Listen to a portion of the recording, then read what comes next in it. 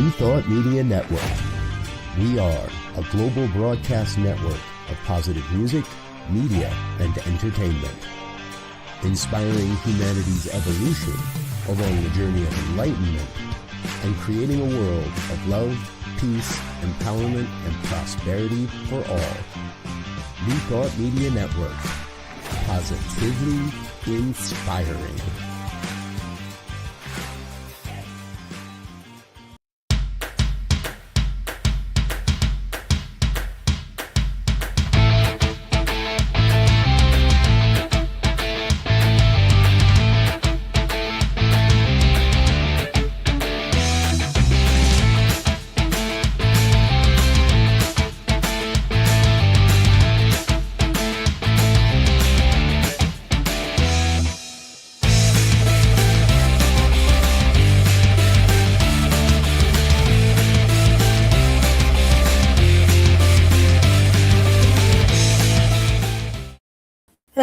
Hello, and welcome to Rockin the Love. I'm Robyn. And I'm Gil, and we are happy to be with you on this Wednesday afternoon as we normally are. Actually, Robyn's more happy to be with you than I am, clearly, because she's hogging the whole screen. What's that about? All right. We're grateful that you've joined us today, and we're just happy to spend this time with you. We are. Happy. Happy. So we're coming to you live from Albuquerque, New Mexico, here in the desert, where today the temperature has risen to a lovely 66 degrees. It says that it dropped, or it's going to drop. It's going to drop later this week, but 66 degrees is darn hot. Well, yesterday it was close to 80, so, finally. So it's been unseasonably warm. Which isn't all bad. It's kind of nice. So we're happy. Hello, Cindy Edelson. Welcome, Rev Cindy, and welcome to all of you out there. Let us know where you're watching from and tuning in from, and join us in the chat today. We're going to be talking about a dark topic. Ooh, that sounds ominous. It does. And the metaphysics of it. It's a big surprise to not only my husband, but also to our producer, because we didn't talk about it. So it's like a surprise party. So we're going to keep you in the lurch for just a little longer so I can remember the title. But basically, we're going to be talking about the metaphysics of depression. Some people think when you say things like depression, that's not metaphysical.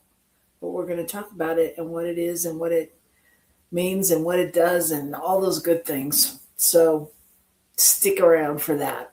In the meantime, it's been a heck of a week. How's your week been? Oh, I don't know. 12 hours a day, 18 days a week.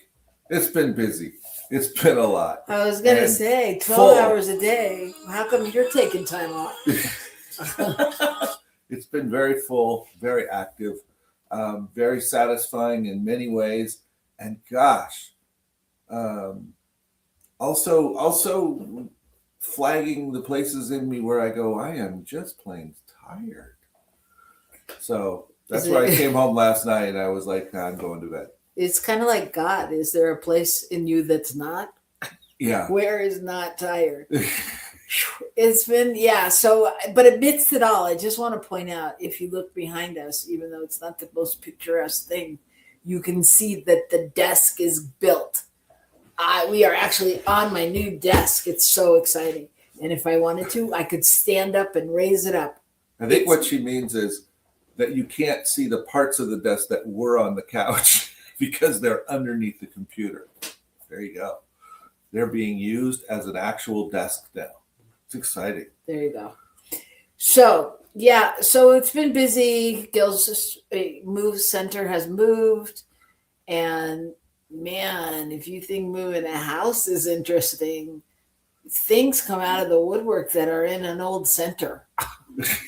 Like, where did that come from? And when was that used? And what was that for? And what is that? And why do we need it? And do we need it? who thought that was pretty, and all kinds of questions. And every time you go to throw away something, someone who's been there longer than you goes, no, that's a really important donation from a family that blah, blah, blah, blah. And then you're like, okay. And you put it somewhere else. So it's very challenging to get rid of things. However, we've done an incredible job. And it did save the refrigerator. That's true. I told them, me and other people told them, we had two refrigerators. and they were going to leave one there. And they're like, no, because you've got to leave the appliances you bought. Da, da, da, da, da. Well, at the 11th hour, after the moving truck had gone and everything, the former minister, who we love, Miss Reverend Martha Quintana, somebody called her and she's like, oh no, that refrigerator was donated. Bingo. Nothing that a nonprofit likes better than to hear that word donated. So we rushed over and got the refrigerator. So we have two refrigerators. Very happy about that. It's the little things, Who thinks that their churches are thinking about the refrigerator, but yet here we are on the back end thinking about the refrigerator. So there you have it. So welcome, Shay.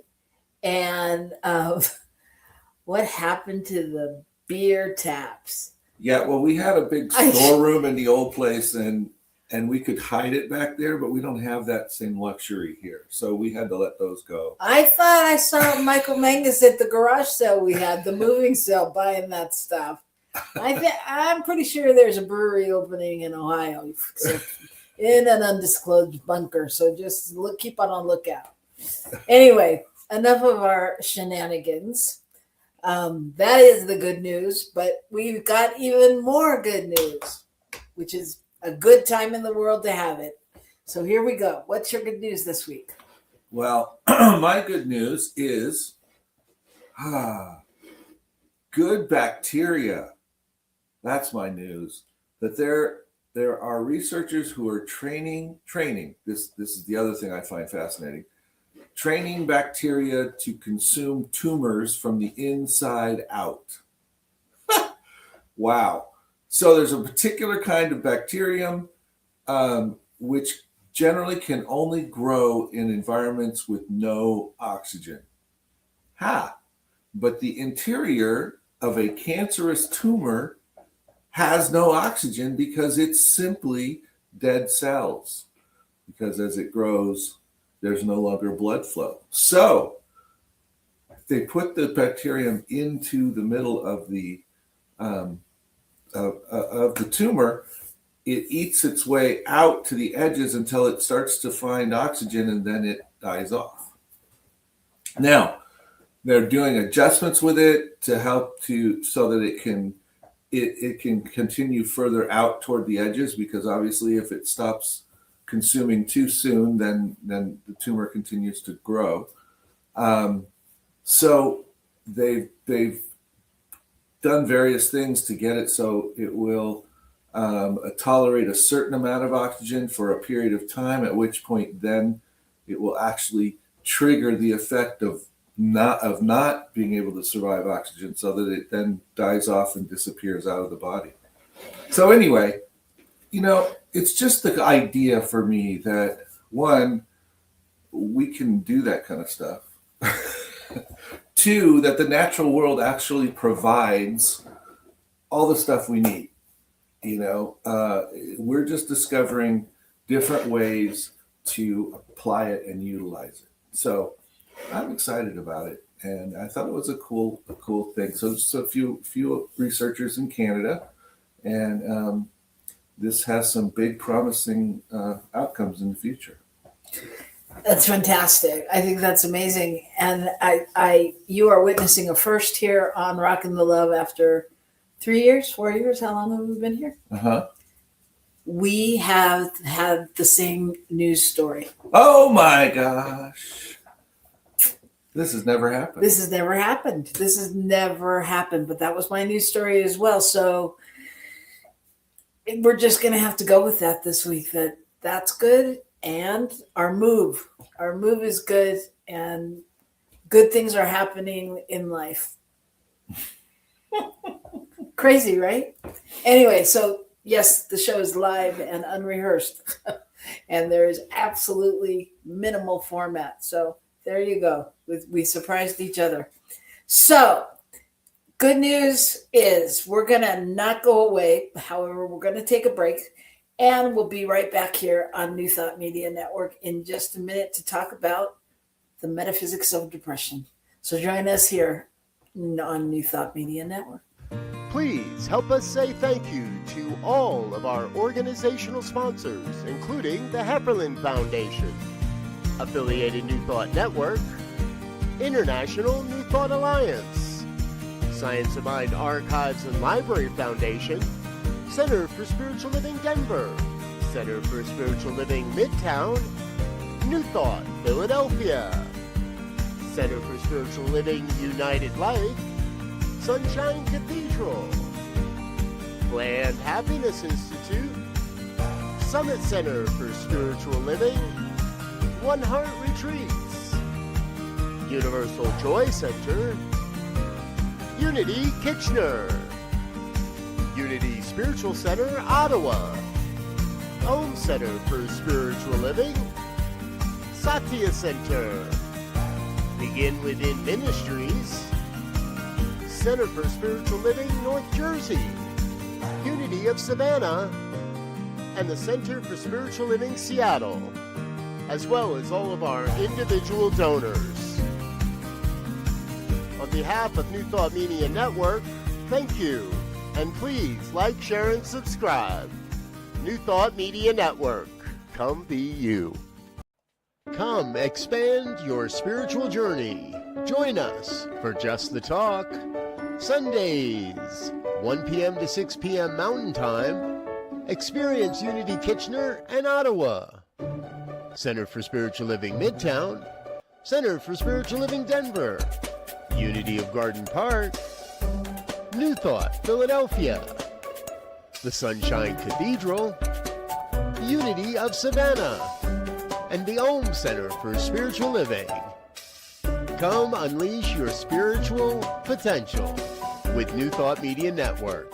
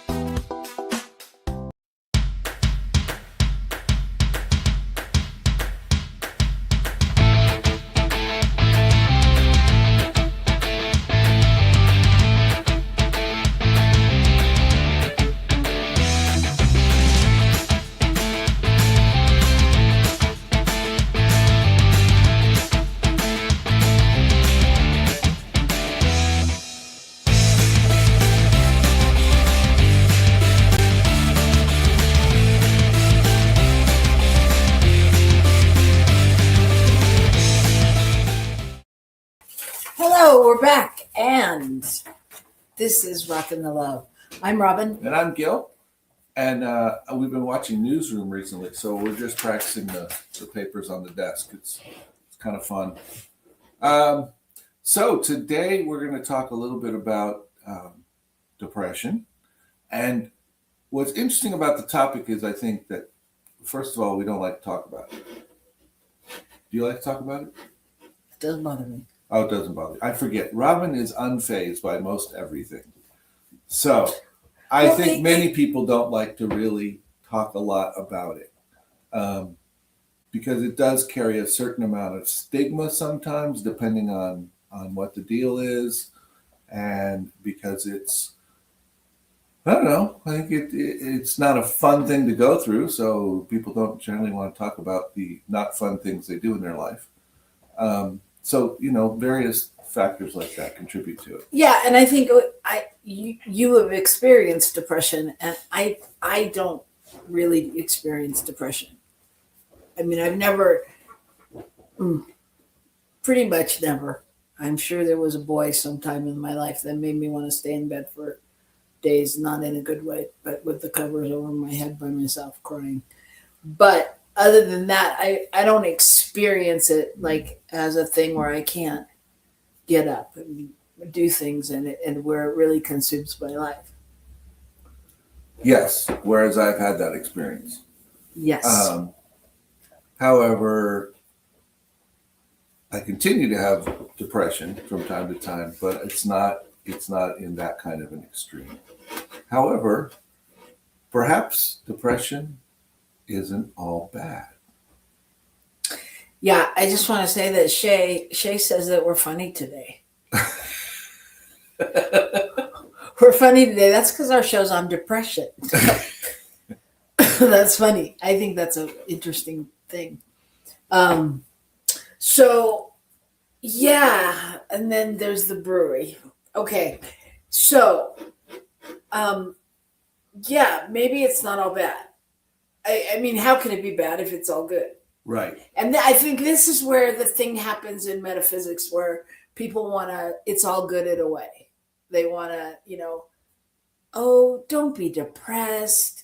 Life is good. The sun's shining and, whatever, all those things. And that's not really, that's not really what we want to do, because depression is a real experience. It's a human experience.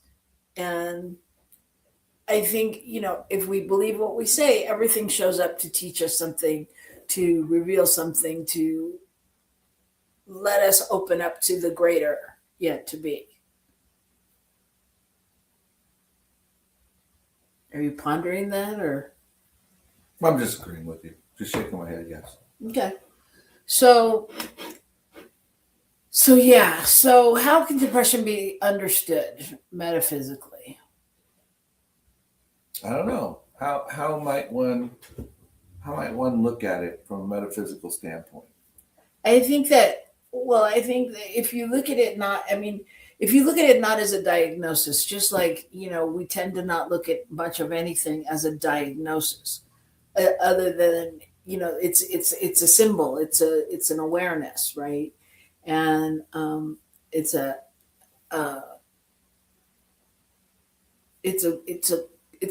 consciousness experience, right? Let's let Shay help us out. How you looked at it. She says depression is a message just like any other emotional experience. It sucks when one doesn't know this. And I might add, sometimes it even sucks when they do. But yeah, it's a message, and it's a pain in our body of sorts. It's a pain in our emotional, mental body. Just as, when we've strained our ankle and we need to rest it, we have pain in our ankle, and it's time to shift something to allow our ankle to fully come back to its full strength. And I think depression is very similar to that. At least, common daily type depression, if there is such a thing. But, every day, once in a while, feeling a little depressed is, go ahead, you had some interesting stuff on there about it. So Michael says it's a dark night of the soul, and don't go through it alone, which is wise. Definitely don't go through it alone, and don't poo-poo it away either. If it gets worse or if it feels worse, make sure you're talking to somebody, calling somebody. I think that it's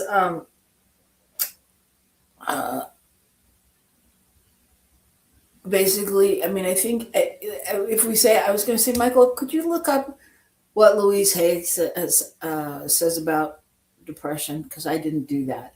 And I'm wondering, because I'm what I read and what I heard was it's basically, an awareness, a warning, like a moment when your inner light is feeling dimmed or inaccessible, and that it's not gone, and you want, and so you're opening up the space to bring it back on some level. Yeah. Well, I think it's interesting to think about it. There's a level at which you're disconnecting from yourself. You are, or at least you're feeling disconnected. I think maybe that's the thing. Or it may just be alerting you to the fact that there's some level at which you're not staying connected with your source and with yourself. And so there's a couple of ways to look at that. So maybe there's some kind of misalignment. Maybe there's some kind of something going on that needs to be addressed. Sometimes I think we just need a moment to reorganize, to allow whatever's going on to move through us, give ourselves a resting point, whatever that is. And that's part of what's happening. It's just a declaration of, I got to take some time here. Yeah. Yeah, absolutely. And as Shay says, it definitely has a purpose. So what does one do when they become unaligned like that? Well, I prefer lying down and going to bed, personally. I think at some level there are those times when we really just need to check out at a certain level. But that doesn't mean completely stopping. Sometimes it just means stopping the normal stuff. Maybe it means getting out and exercising to get things moving through the body so that whatever it is that feels kind of stuck can start moving again. Sometimes it means we need to literally rest. And sometimes it means we really need support because something isn't flowing through us properly, if you will, because of whatever, because of a stuck belief, because of an experience that we can't quite understand or get through, whatever it is. And it doesn't, depression itself, as I think Shay indicated before, is not wrong or bad. It just is. And that's another thing about it, is remembering it just is.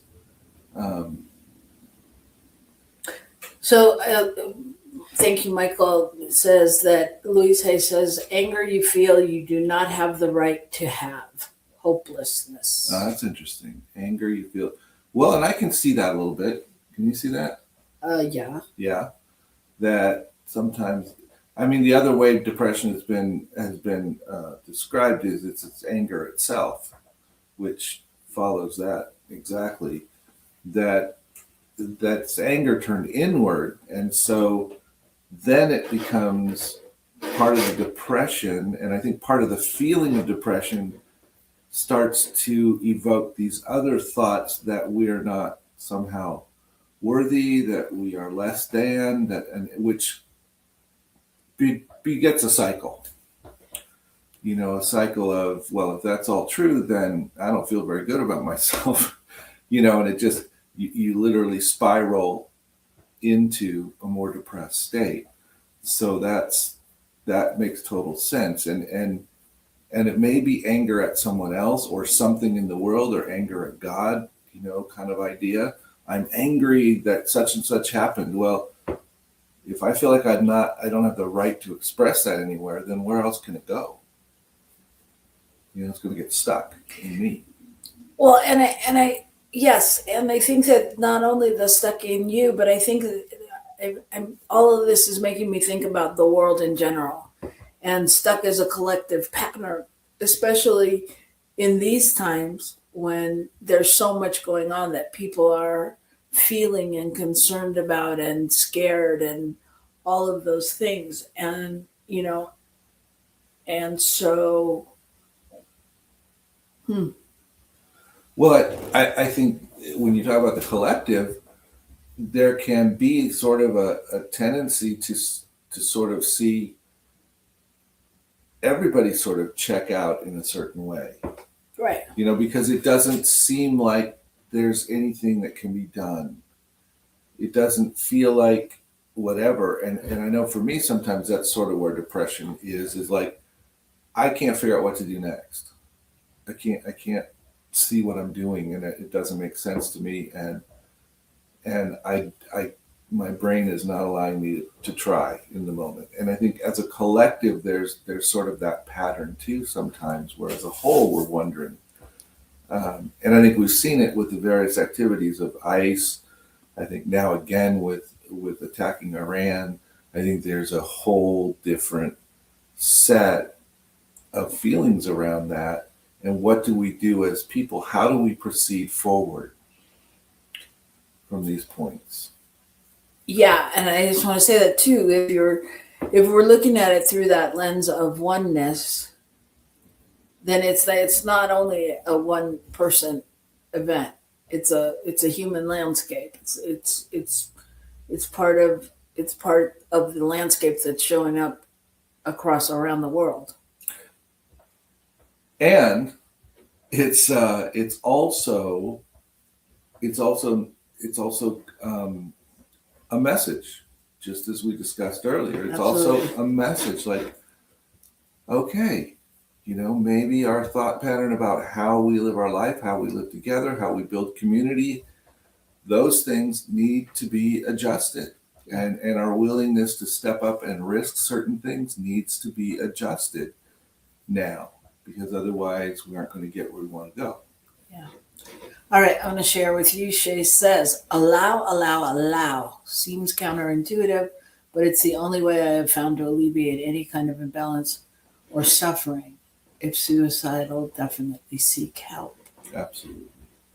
And then she goes on to say that she is classically trained psychotherapist.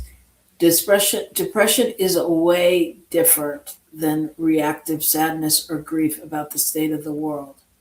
It can turn into depression if it persists. Yeah, absolutely. And yes, and I think people are also depressed about things going on in the world. I know people that are not able to function on the same level just because they're running other concerns and priorities as priorities in their head, in their life, or however that works. Right? Mm-hmm. So where do we go with that? Where do we go with that? What? Because it's easy to talk about now that spirituality, that depression is a spiritual awakening. It's an awareness. It's an alarm going off to alert us. It's the dark night of the soul. It's all of those things that in theory precedes Some kind of movement and expansion and get clarity and breakthroughs and transformation. And so but when you're in it, nobody's thinking about that. When you're in it, I can't convince you that, yay, something bigger's coming. Not that I don't try, but I can't do it like that. And no, because yes, particularly when we don't even have some understanding that it's possible that it's just a message, that there's just something there for us to learn. But I think that's true in so many things. We have experiences in our life and we are convinced that they are bad in reality. You have a car accident, it's bad. You have a divorce, it's bad. And it may not be comfortable, fun, or exciting, but it doesn't necessarily mean it's bad. It's something that happened, and now what? And I think depression is really the same. And as I've grown to understand the world more that way, I can work with it because I can allow myself time to feel it, knowing that I don't have to hang on to it forever, knowing that I don't have to believe everything I'm hearing in the midst of it for myself. Even though some of those tapes are running, it's sort of like, okay, yeah, there's the background noise. And no, I don't feel like pretending everything is okay right now, but I can do that in an hour or two.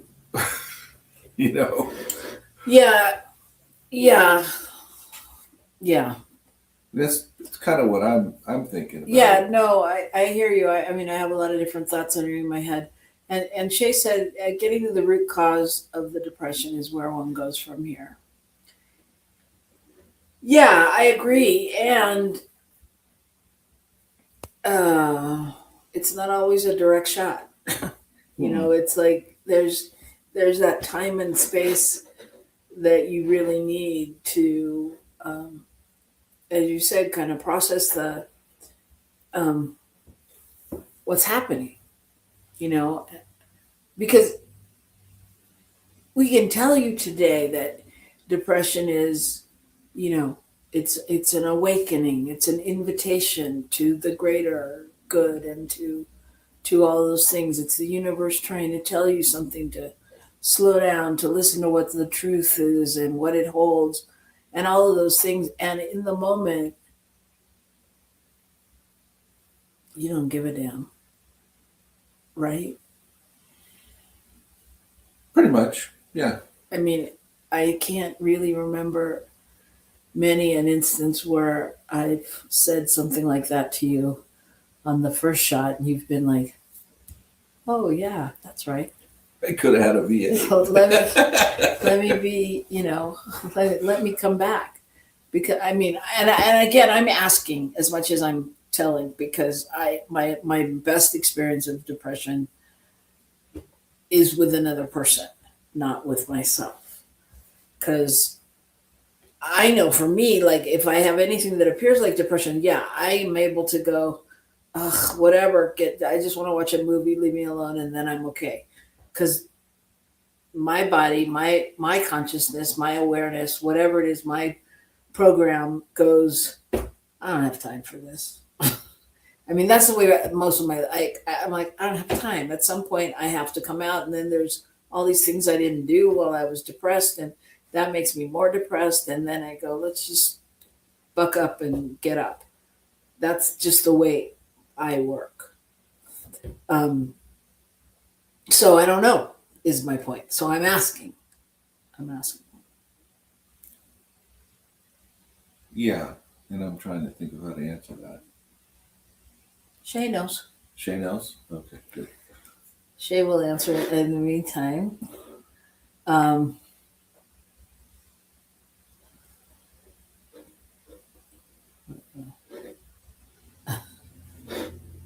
Okay.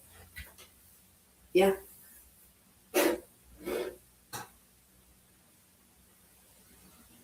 Okay, Yeah. talk about what's going on with someone. Yeah.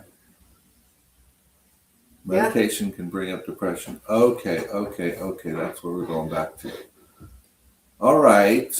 Perhaps because it feels lonely to somebody. Perhaps, I don't know why that would be exactly, but that is very interesting. Well, when you go within and you listen, you don't always hear what you want to hear. Sometimes it's another directive about something you feel you need to do. I think, let me start with this. I think the key to all of this, if possible, is that when depression hits, whether you can, however you get out of it, whatever you do, if you can remember that it is a call to gentleness. It is a call to breathing and being kind with yourself, because as anyone who's been depressed knows, that's probably the beginning of going down the dark road, right? So I think when you go into meditation, sometimes that opens up the space for you to hear. I don't really know. I think it's an area I have no idea in at all. I believe it. There could be some stuff to learn there, but I don't know anything about it, and I'm not sure I want to talk about it. I mean, I don't You think don't I have want to to. go there. I just saying I'm Yeah. not sure I want to go there. But I can say that it, in actually having depression, it's sort of sometimes this overall feeling that everything is sort of under this this blanket. Everything's under this blanket of sadness or feeling outside or whatever it is. This thing where and so everything that comes in gets filtered through that thing. Mm-hmm. And I think that's really the interesting part of it. And so over time, for me at least, I've just been able to increase my awareness and notice more when it's creeping into that kind of a situation, and it's not just a particular thing that's happening. And then I try to increase my exercise and do things that I know support my body in moving feelings through. And I think that's partly what it is. That depression is that place where it feels like the feelings are overwhelming. There's too much feeling going on. For me, anyway. Shay says it's a lack of dominion in spiritual language. A lack of dominion in spiritual language. Meaning that it's a lack of being able to take ownership of your stuff, like of control. I'm asking Shay what exactly that means. That would be how I interpret it. Mm-hmm. Mm-hmm. I think what I've noticed in friends and people with depression, I mean, some of you have had it a very long time and you've got a bigger handle on it. But what I notice about people when they're getting depressed in the beginning is that and especially too when they're on a spiritual path or in the beginning of spiritual teachings or whatever that looks like, is that they tend to blame themselves for not being able to do it right. Why does my life look like this when everybody else is so happy or so successful or so whatever? And I think what's important is to realize that it's not depression does not mean it's a normal. Not normal. Depression does not mean it's a moral failure. It's not that you're doing something wrong. Yeah, and it's not a sign of weakness, and it's just part of the spectrum of emotions that we all hold being human. But I think that concept of tending to judge oneself, that act contributes to the depression. That contributes to the whole thing. I think often there's a tendency to compare with others, to really, have judgment of self based on who knows what. It could be based on judgment you experienced from teachers or parents in the past, and you've absorbed that into your own thinking, and now you think that voice is your own even. And so that type of process is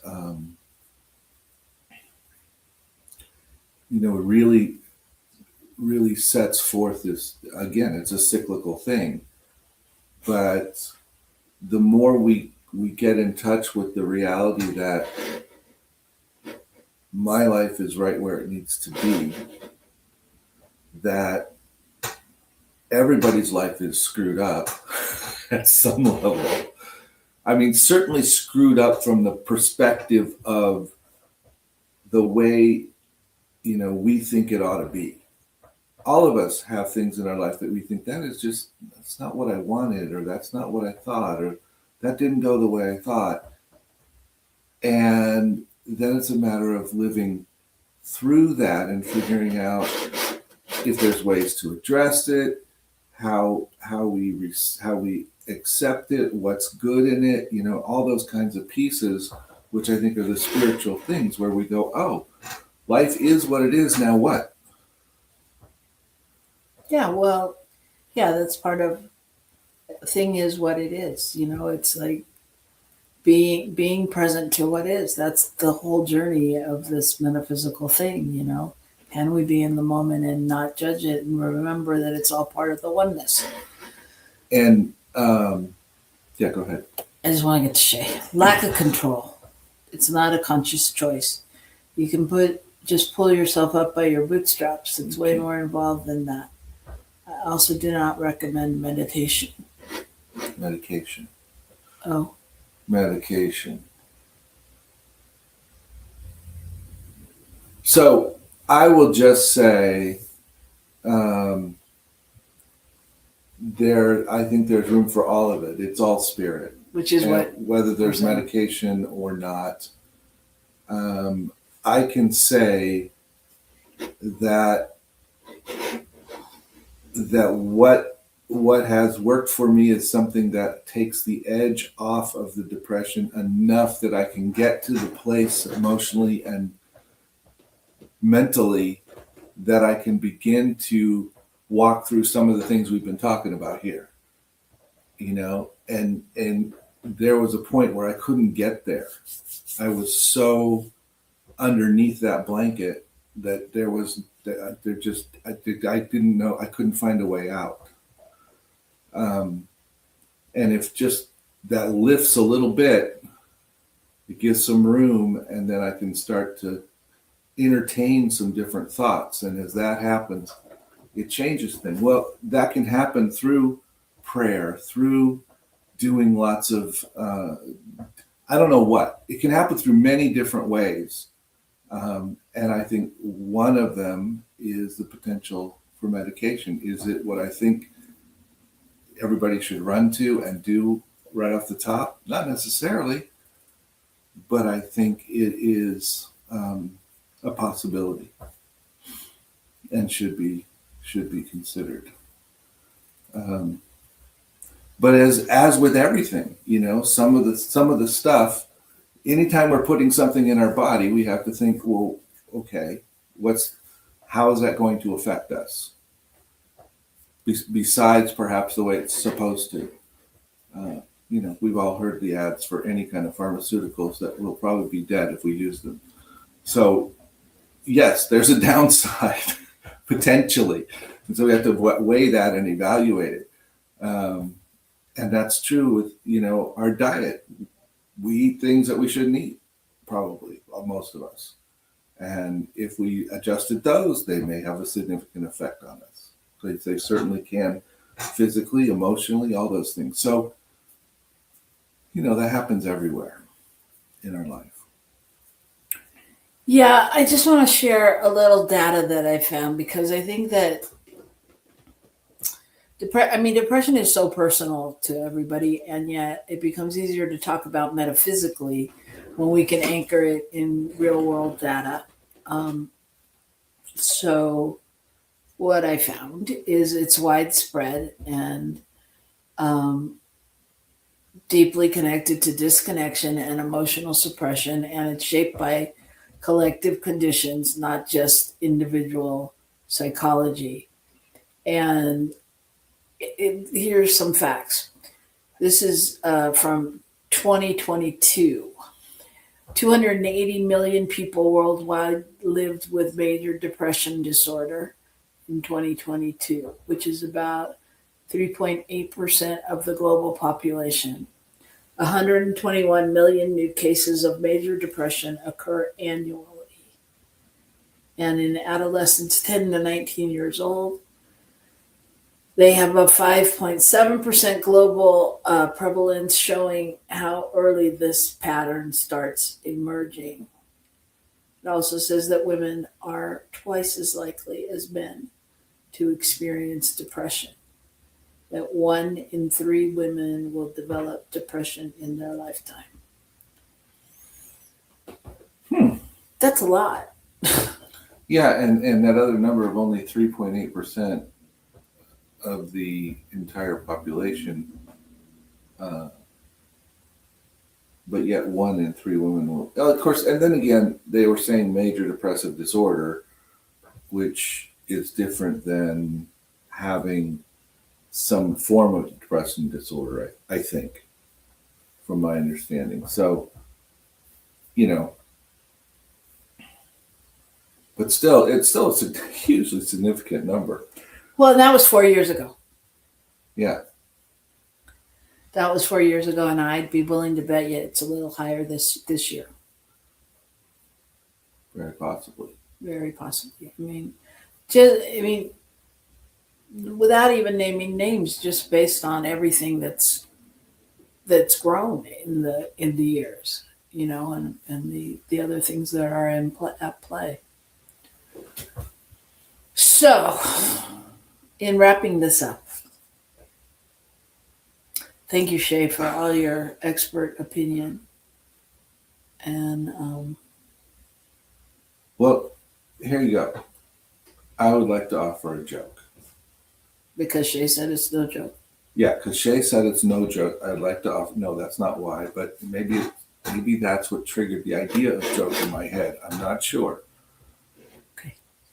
But you said that we need to wrap this thing up with something, and so I was reminded of my joke my father used to tell. So this is a dad joke, just so you know. So this guy goes in to see the psychiatrist, and he says, "Doc, no one pays attention to me." The psychiatrist yells out his door, "Next!" See, it's a bad joke, but it's about the concept of just how crazy this world is, and how crazy we are. The simplest things. But I see you laughing inside. I'm laughing because I'm thinking about what I was going to say next. I was thinking, yes, folks, I live with him. And this should go on the award I should get for not being depressed. So anyway, but it's true. I mean, not being seen, loneliness, all of those things, that anywhere where we're feeling a sense of separation. Yes. Is where this takes place.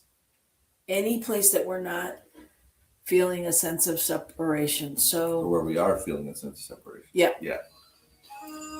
So